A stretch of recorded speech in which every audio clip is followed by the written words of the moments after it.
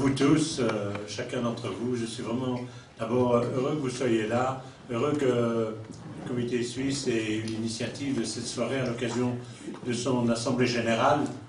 Et heureux aussi que mon avion ait atterri, parce qu'avec le vent qu'il fait à Genève aujourd'hui, on a eu un bon pilote. Enfin, c'était quand même un peu secouant. Donc voilà.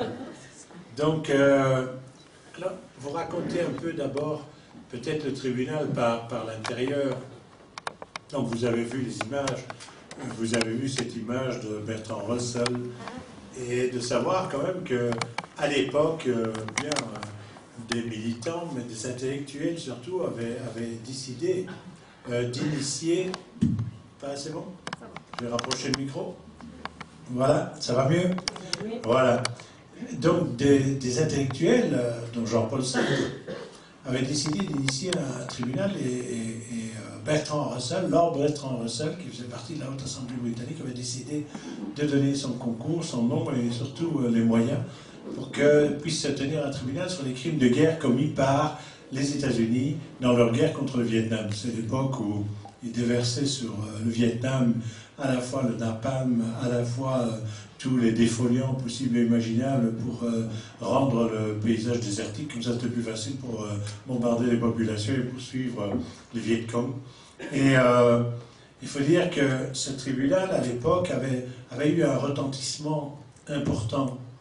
Important parce que moi j'étais encore plus jeune qu'aujourd'hui.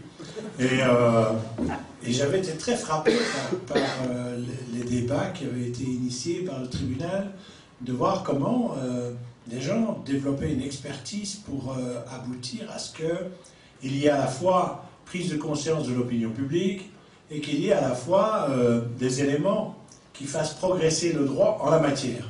Parce qu'à l'époque, les crimes de guerre, c'était, vous savez, plus tellement à la mode, parce qu'il y avait toutes les guerres coloniales, etc. Donc, il faut dire qu'on en mettait un bémol sur tout ça. Et c'était extrêmement courageux de la part de la Fondation Bertrand Russell et de Lord Russell d'avoir trouvé à faire cette alliance, d'avoir réuni une série de gens avec des noms importants de réputation internationale.